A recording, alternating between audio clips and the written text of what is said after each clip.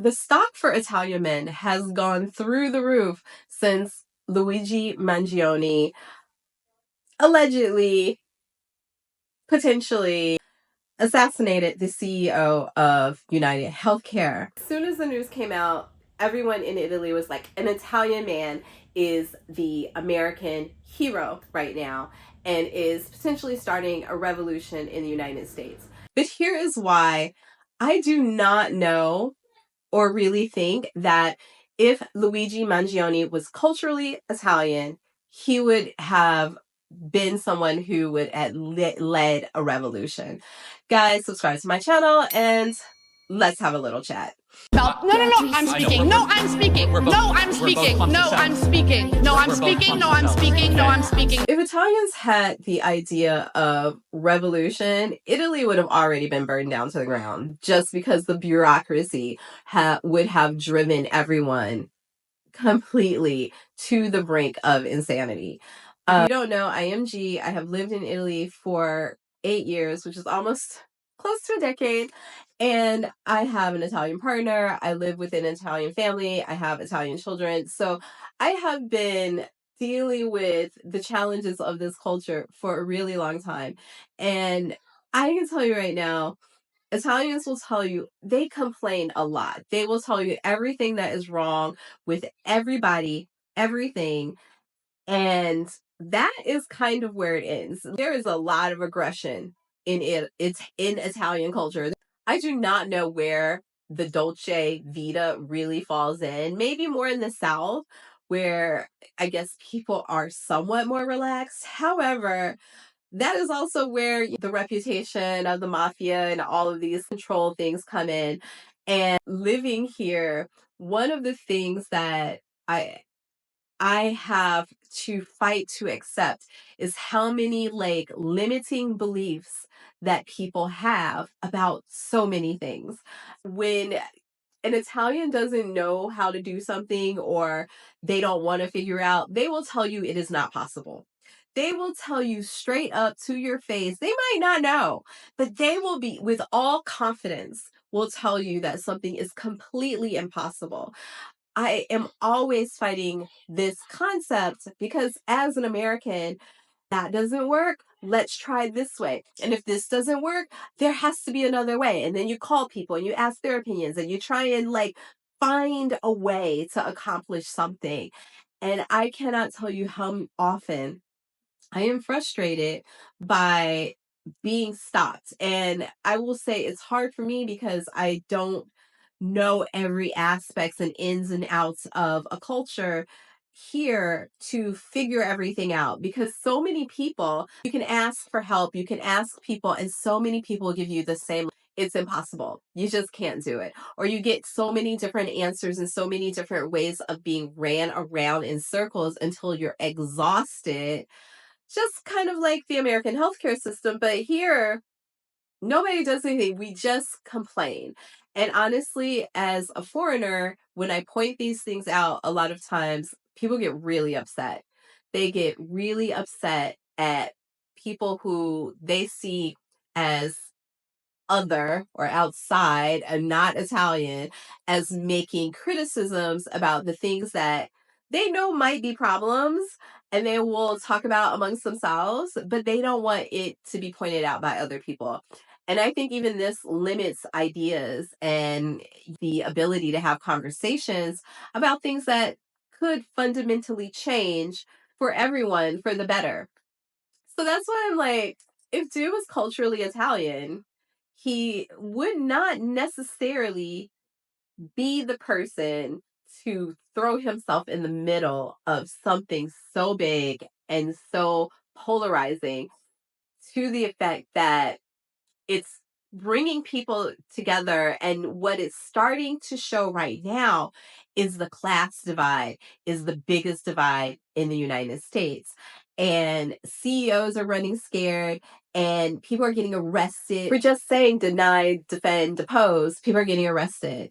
And they're calling that an act of terrorism at this point. An act of terrorism. So culturally, this is one of the things that also makes me crazy. In the United States, people will say they're Italian American, they're, Palestinian American, they're this, that, and the or they're African American, they're blah, blah, blah. White people get to be white. I love the fact that we're starting to call them European Americans, which ultimately is what Luigi is. He is an American. His grandfather immigrated from from Italy to the United States. His father was born there. He was born there. And technically, he's more culturally American than he is Italian. Italian isn't necessarily an ethnicity, it's a nationality. My children are Italian. However, they are not white. They're also European. They're not white. And I think that we need to update these ideas in the United States about our culture. And there are small subcultures, but ultimately, most Italians in Italy do not necessarily consider Italian Americans to be Italian because they are not culturally Italian. They don't know about the culture. They don't know about the ins and outs of living necessarily in Italy because they've been in America for a few generations. So, I mean, I get that. There are lots of little funny things about how Italians will consider people Italian. And sometimes race definitely plays a part of that. But I know plenty of white Italians with like a grandmother or great grandparent who came to Italy saying they're Italian and still had the same culture shocks as any other American would have. And in those cases, most Italians would be like, you're not really Italian. You're just American with Italian grandparents or whatever, but you're American. But when they like you or you've done something that has gotten notoriety, then they'll make you, they'll accept you as Italian. And I think that is one of the things that's really funny because I know plenty of Americans who have come here and they do not get a warm welcome having Italian heritage because they're not of the culture. They grew up someplace else and now they're trying to say they're Italian and it annoys most Italians.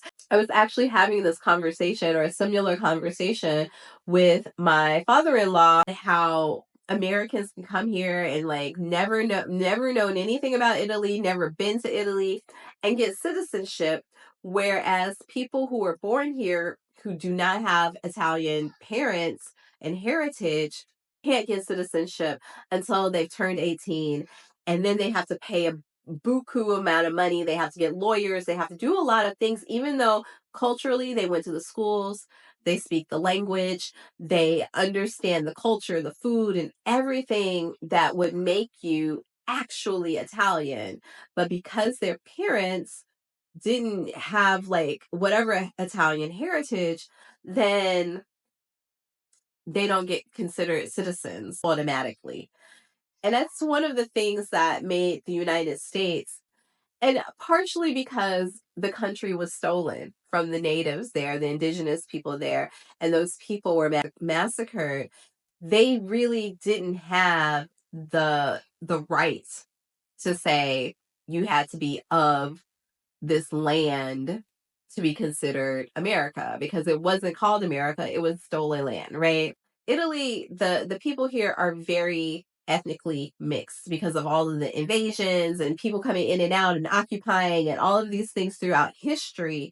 Ethnicity was actually lost. And I will say that is very common across most of Europe and countries in on the continent of Europe. A lot of ethnicities have been lost, particularly within white European culture, because they gave up even here the idea of ethnicity a long time ago, and then they started to attach ethnicity to nationality.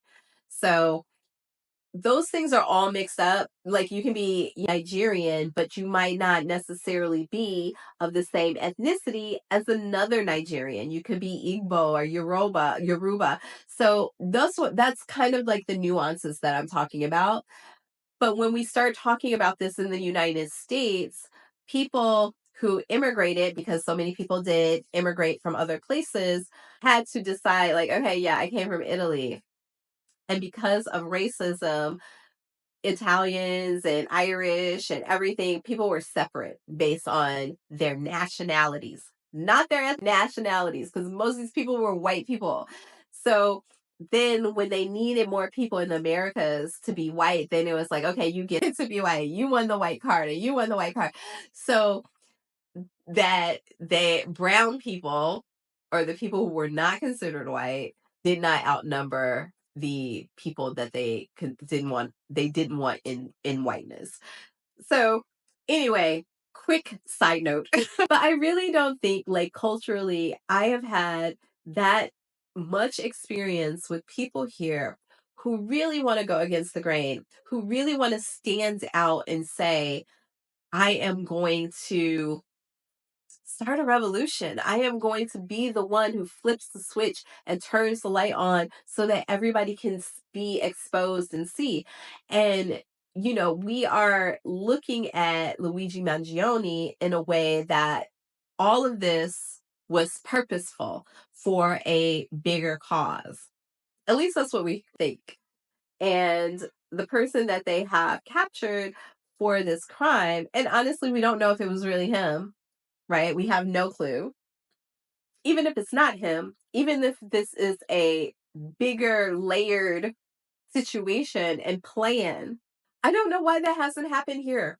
If more Italians had this spirit, I actually think that this spirit of revolution is more American in Luigi Mangione than it is Italian. And I think that is because growing up in a country like America, you see far more people starting something to try and initiate change for themselves. You see that all the time. And I don't necessarily see that regularly or even as a sentiment in Italy.